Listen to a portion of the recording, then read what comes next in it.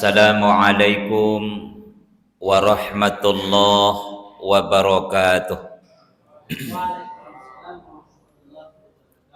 Alhamdulillahilladzi ja'ala ramadhana syahrul Qur'an wa syahrul mubarak. Wassalatu wassalamu ala khairil anam wa ala alihi wa ashabihil kiram. Amma ba'du. Bapak-bapak, ibu-ibu, segenap jamaah subuh rahimakumullah. Alhamdulillah, kembali hadir dari hati kita yang paling dalam atas karunia Allah Subhanahu wa ta'ala yang sangat luar biasa. Di antaranya adalah karunia kesehatan dan keimanan. Bahkan yang tengah kita rasakan saat ini adalah karunia berjumpa dengan bulan suci Ramadan. Kalau sekiranya bulan suci Ramadan itu diwujudkan dalam bentuk manusia, sejatinya Ramadan kali ini, Pak,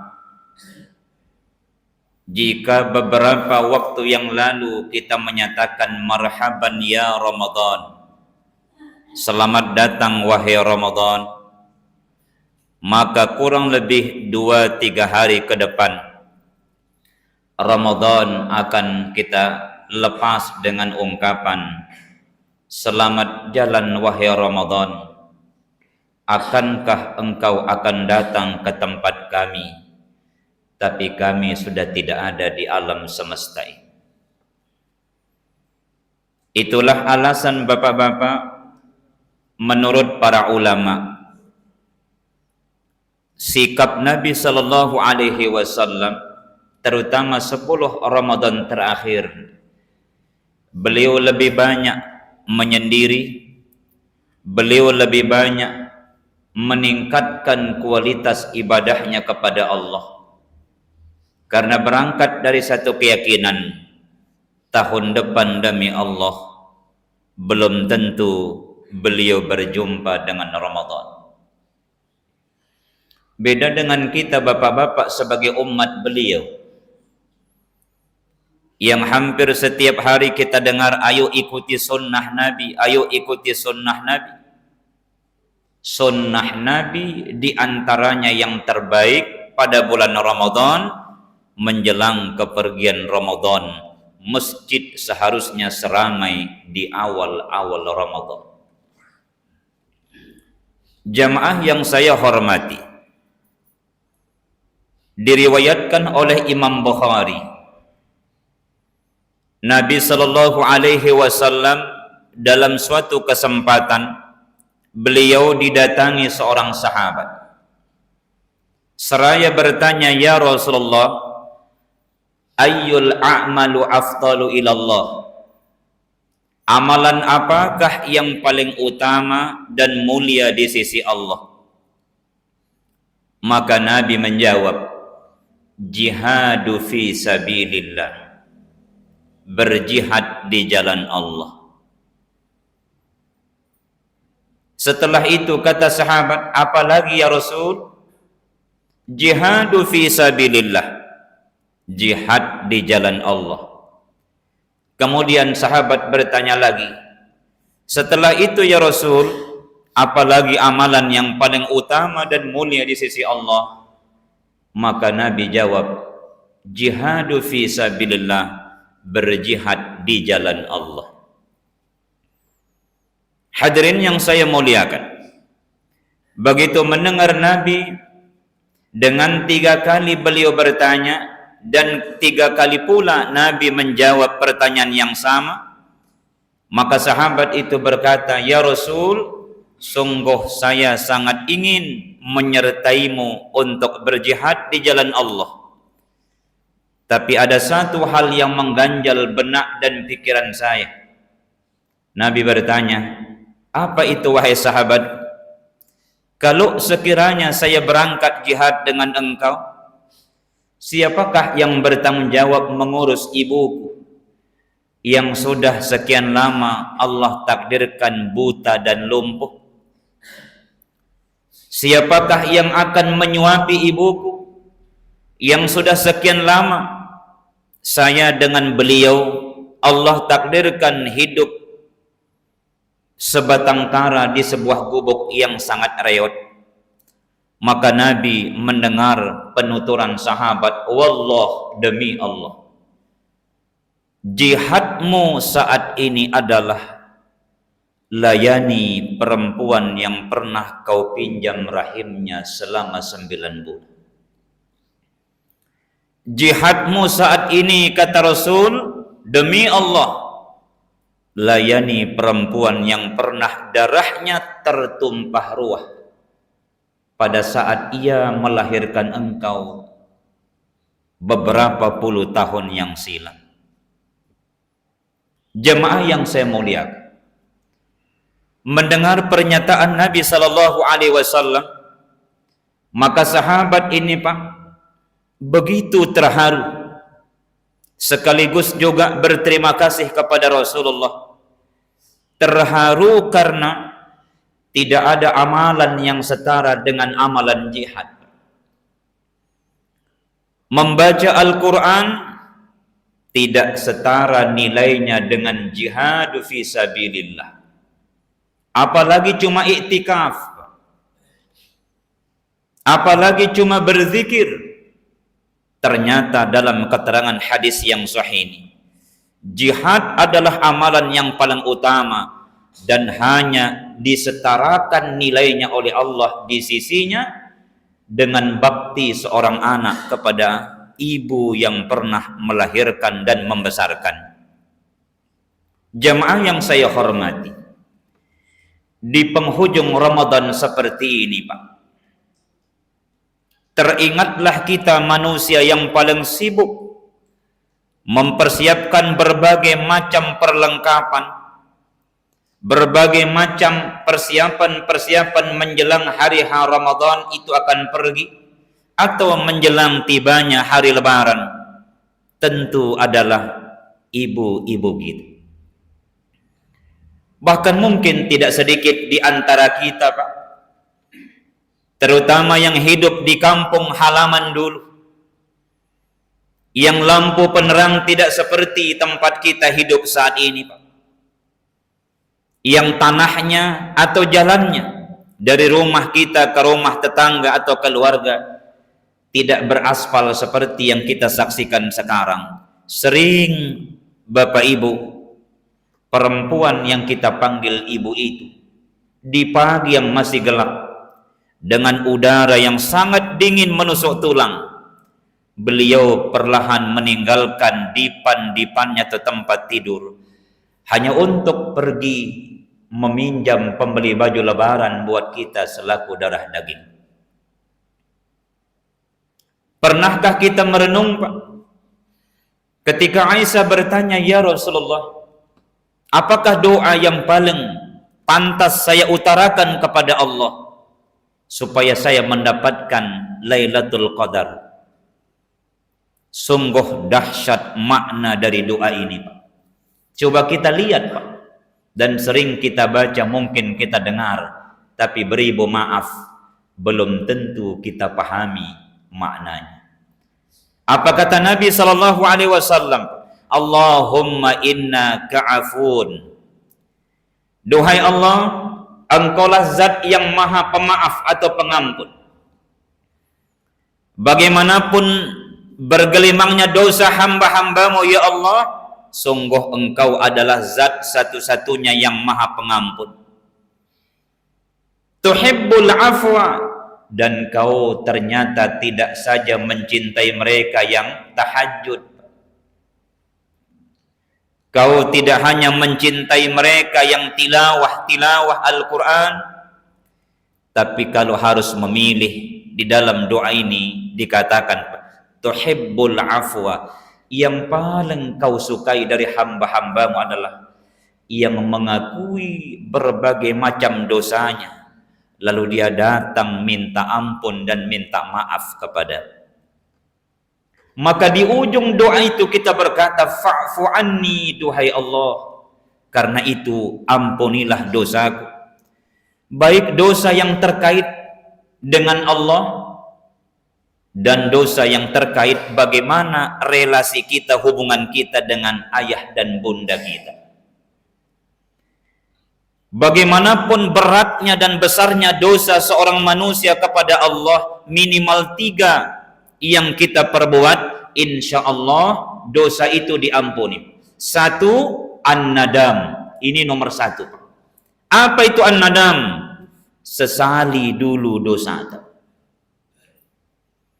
Biar 1000 kali kita baca istighfar, kalau kita tidak sesali dan sadari dosa tidak diampuni, Pak. Coba lihat, Pak.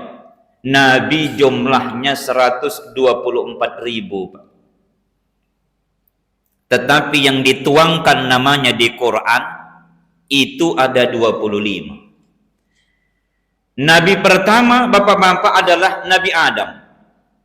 Ketika ia dilempar dari sorga, Nabi Adam memohon ampun kepada Allah. Tapi luar biasa redaksi permohonan ampunnya, Pak. Coba kita lihat. Rabbana zolamna anfusana.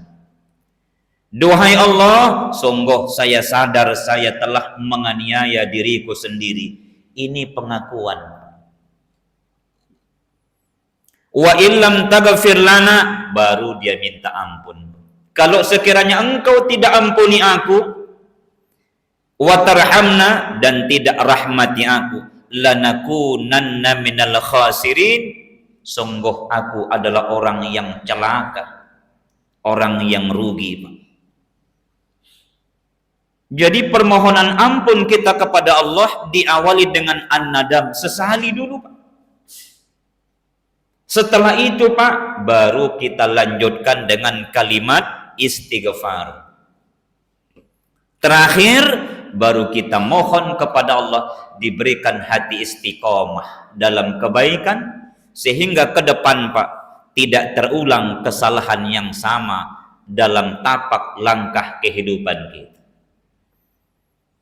Sekarang bagaimana kalau kita berdosa kepada ayah ibu kita, Pak? Sama, Pak.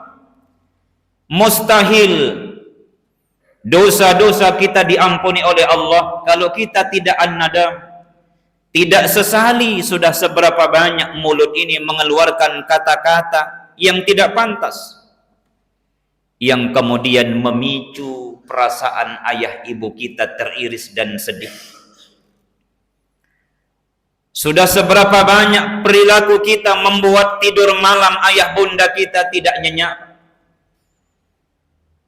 Kenapa tidak nyenyak? Terganggu dan tersinggung beliau dengan ulah kita. Demi Allah, tidak ada seorang jenderal bintang berapapun di dunia ini, Pak, kecuali ia pernah dilahirkan dari rahim seorang perempuan. Demi Allah, guru pertama kita bukan ustadz, bukan ustadz yang bergelar profesor, doktor, LC, dan sebagainya. Tapi guru pertama kita adalah ayah ibu kita. Beliaulah yang pertama mengajari kita, nak, tabik-tabik kau kalau lewat di depan orang yang lebih tua. Orang tua dulu rata-rata tidak sekolah, Pak, tapi dia punya kecerdasan moral, sensitivitasnya dengan hati yang bersih. Allah turunkan ilham kepada. Memang tidak sekolah, tapi karena bersihnya hatinya, Pak, maka doa-doanya dikabulkan Allah. Apa buktinya? Anaknya rata-rata sukses dan mendapatkan prestise yang luar biasa. Tapi boleh jadi ada orang yang tinggi sekolah, pokoknya IPK-nya, teorinya, dia hafal hadis, dia bisa baca kitab kuning, kitab orange, kitab putih, semua kitabnya baca. Tapi tutur katanya setiap kali bicara selalu menganggap diri paling hebat dan orang lain tidak hebat. Ini berangkat dan bermula dari hati yang kotor. Orang tua dulu sekali lagi, pada saat beliau Sebut saja memakaikan kita baju dikala kita masih kecil. Begitu lugunya wajah kita, begitu polosnya wajah kita, apa dia katakan kepada kita secara tidak langsung? Nah, semoga kau jadi anak yang baik di hari yang akan datang. Bukankah pernyataan itu adalah doa, Pak? Jadi doa itu jangan kita artikan sempit, harus mengangkat tangan di atas sajadah.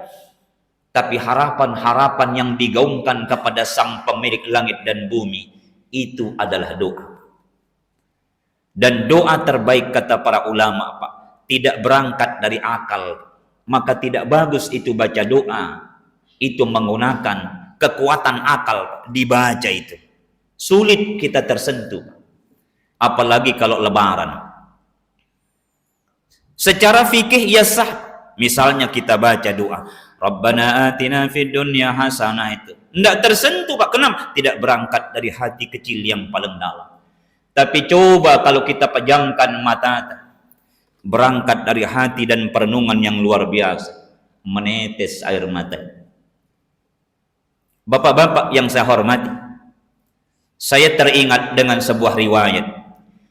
Pada zaman Nabi Shallallahu Alaihi Wasallam ada seorang sahabat bernama Abdullah bin Salim. Ketika sholat lail tidak usah ditanya bagaimana sholat lailnya. Dia termasuk orang yang paling semangat sholat lail. Ketika berjumpa Ramadan jangan ditanya bagaimana puasanya, sudah pasti dia tunaikan. Tapi menjelang detik-detik kematiannya, 2 jengkal lidahnya dikeluarkan oleh Allah dari mulut. Kenapa demikian? Menurut penuturan Imam Al-Jurjani rahimahullah terkait dengan kisah ini, Pak, pernah anaknya, pernah ibunya dari Abdullah bin Salim ini datang ke kediamannya pada saat ia telah berkeluarga, berharap disambut baik oleh sang anak satu-satu, anak yang pernah diceboki dulu dengan tangan, anak yang pernah maaf, diberikan asinya dengan penuh ketulusan dan kasih sayang, anak yang dulu lugu kemudian berwibawa. Datanglah dia ke rumah sang anak, tapi karena ibunya adalah mata kanannya itu beribu maaf, buta permanen, maka Abdullah bin Salim dengan gengsinya, dengan sombongnya berkata bahwa saya punya ibu, sejak saya masih kecil sudah meninggal dunia. Berkali-kali ibunya berkata, ana ummik, saya adalah ibumu, ibu yang pernah rahimnya kau pinjam selama 9 bulan. Ibu ini adalah yang pernah tertumpah ruah darahnya pada saat melahirkan kau. Aku adalah ibumu. La, tidak. Mamaku, ibuku sudah wafat. Kenapa, Pak? Karena di sampingnya ada istrinya, dan tidak rela dia istrinya kalau tahu ibunya mata kanannya itu permanen buta. Akhirnya dia bergegas pergi. Teriris hatinya, Pak. Kecewa, malu, marah bercampur. Maka kata Imam Al-Jurjani, bergetar arsy Allah Subhanahu wa taala. Menetes pipinya ini, Pak, menetes air di pipinya. Basah dengan sikap anak yang luar biasa ini. Disitulah terlintas sedikit saja kekecewaan itu. Saya tidak sangka, duhai Allah, anak yang selama ini nyawaku aku persembahkan saat melahirkannya, anak yang selama ini saya doakan siang malam, anak yang selama ini saya bersihkan tubuhnya di pagi dan di sore hari, anak yang selama ini sering mengganggu tidur malamku karena saya perbaiki selimutnya, karena takut digigit tubuhnya oleh seekor nyamuk. Ternyata ia perlakukan aku seperti ini. Walhasil, bapak-bapak, apa yang terjadi? Maka sang ibu ternyata beberapa hari berikutnya datang diam-diam di pagi yang sangat gelap, di depan pintu gerbang rumah sang anak. Kemudian dia meninggalkan sebuah tulisan yang bisa dibaca dengan harapan oleh si anak. Apa kata sang ibu? Maafkan ibu wahai nak, kalau karena kedatangan ibu kemarin itu telah membuat engkau malu di depan istrimu. Sebab ibu ditakdirkan Allah punya mata sebelah kanan adalah buta permanen. Tahukah engkau wahai anakku, wahai darah daging, dikala engkau masih kecil dulu, kau pernah naik unta dan engkau terjatuh kecelakaan. Kemudian mata kananmu buta permanen.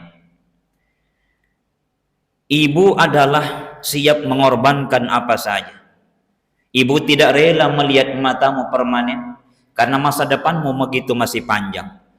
Maka ibu rela donorkan mata sebelah kanan itu kepada engkau, sehingga kedua matamu sekarang sempurna seperti anak yang lain. Itu bunyi tulisan itu.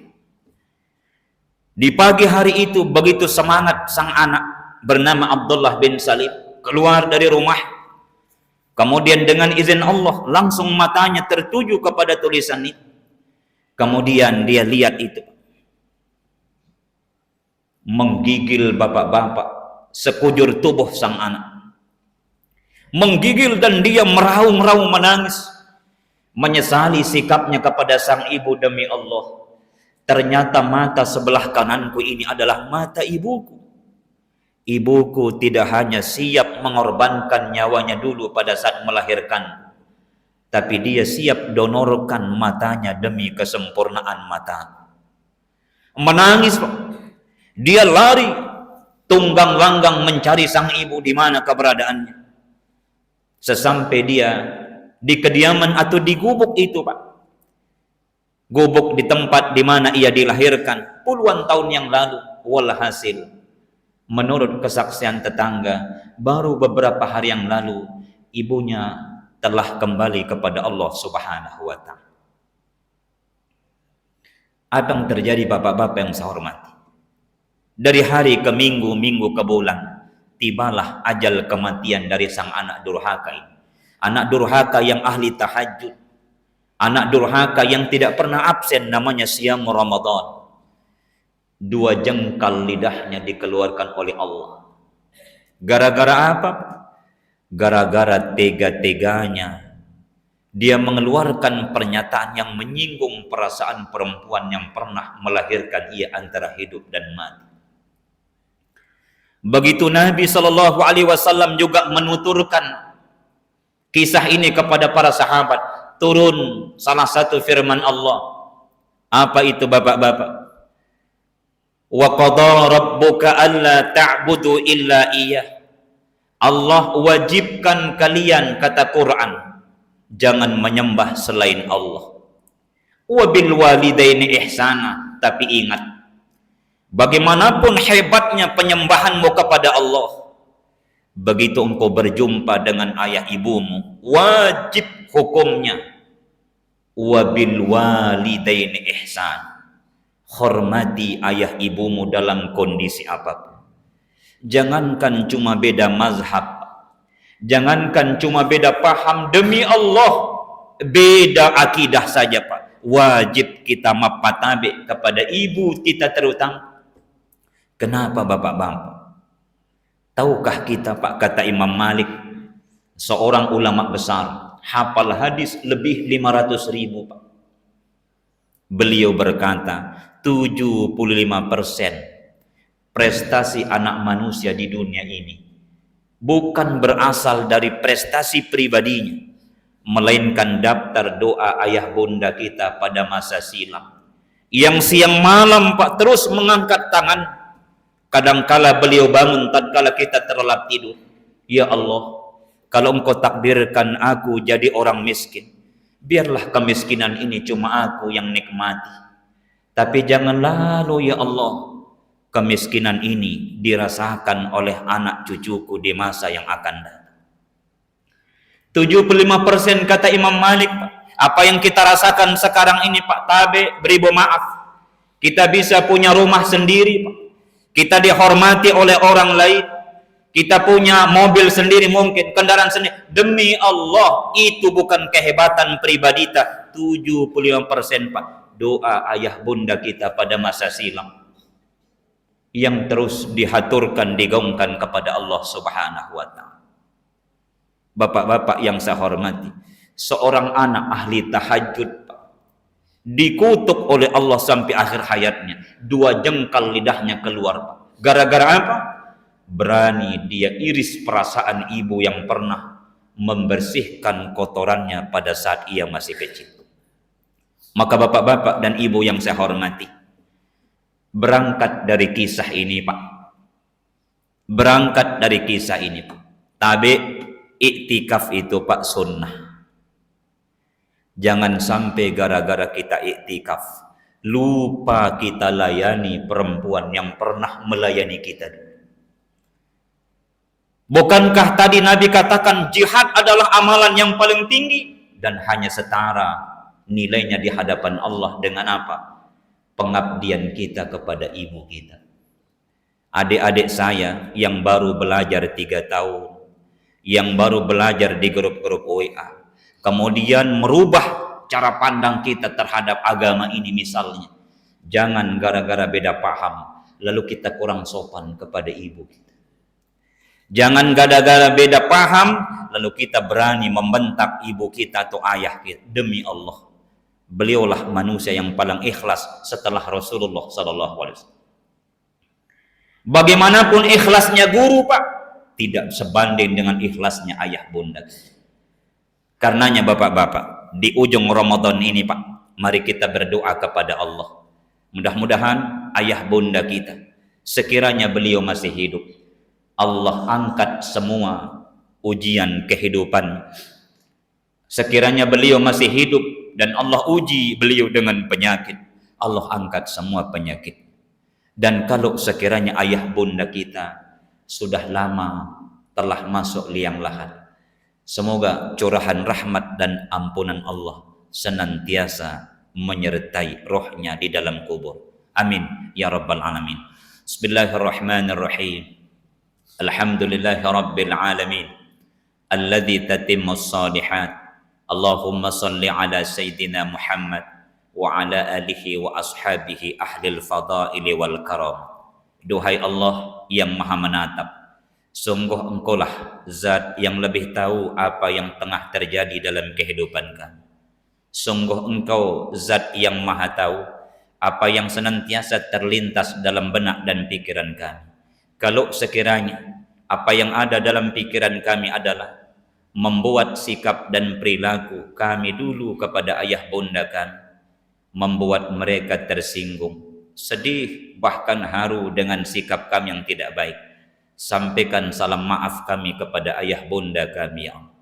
Sampaikan salam hormat kami kepada ayah bunda kami ya Rabb, baik mereka yang masih hidup maupun mereka yang sudah tiada. Kalau sekiranya di antara kami saat ini ada ayah bundanya masih hidup, jangan-jangan Ramadan kali ini ya Allah, Ramadan terakhir untuk kami bisa menatap wajah beliau secara langsung, memegang tangan beliau secara langsung, mendengar nasihat beliau secara langsung.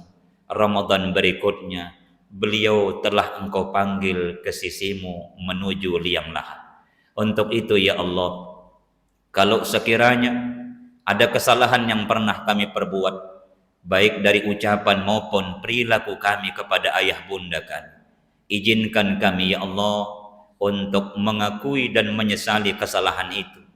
Dan kami berharap semoga dengan penyesalan kami ini Engkau ampuni segala dosa dan kesalahan kami kepada ayah bunda kami.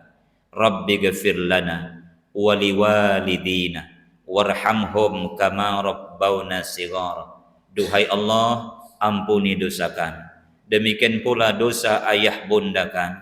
Sayangi ayah bunda kami ya Rabb, sayangi ayah bunda kami ya Allah. Ayah bunda yang menjadi perantara kami terlahir ke alam semesta ini. Ayah bunda yang pertama kali mengajarkan kami sopan santun, mendoakan kami siang malam sepanjang hayat kami. Sayangi mereka berdua ya Allah, sebagaimana mereka menyayangi kami sejak kami kecil hingga kami dewasa. Rabbana atina fid dunya hasanah wa fil akhirati hasanah wa qina adzabannar wa adkhilnal jannata ma'al abrar ya aziz ya ghaffar ya rabbal alamin. Subhana rabbika rabbil izzati amma yasifun wa salamun alal mursalin walhamdulillahi rabbil alamin. Terima kasih dan mohon maaf. Wassalamualaikum warahmatullahi wabarakatuh.